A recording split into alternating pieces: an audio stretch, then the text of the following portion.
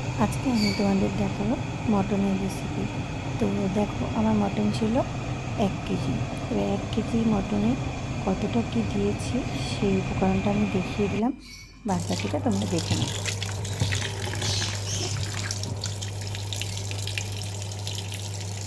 দেখো, মটনটা আমার ধোয়া রেডি হয়ে গেছে। এখন আমি মটনটা প্রেশারে দিচ্ছি। প্রেশারে দিয়ে আমি 2টো সিটি দিয়ে নেব। এই দেখো, প্রেশারে পুরো মটনটা দিয়ে দিয়েছি।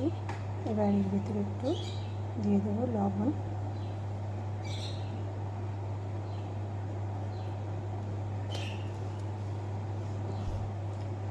এবার আমি প্রেশারটা বন্ধ করে দিয়ে 2টো সিটি দিয়ে নেব। দেখো, মাংসে আমি দিয়ে দেবো 3টে পেঁয়াজ, 2টো রসুন, আদা, আর এই 2টো আলু আর পেঁপেটা আমি এতটা দেবো না, হাফটা দেবো।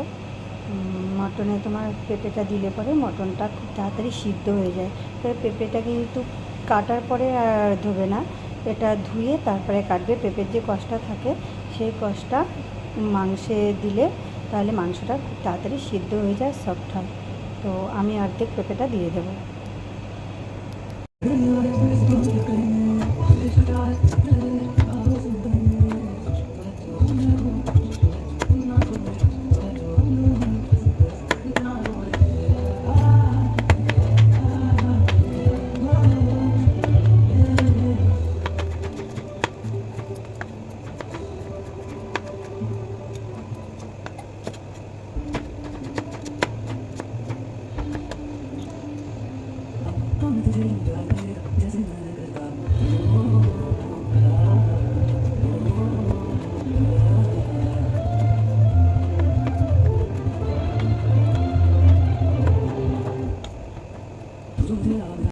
এবার দেখো, আমি মাংসের মশলাটা রেডি করে নেব।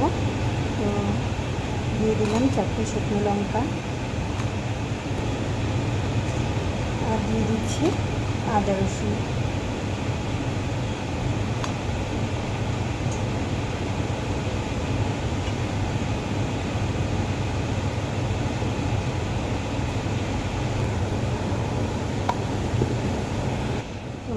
মশলাটা আমার রেডি হয়ে গেছে। গ্যাসটা আমি অন করে দিলাম।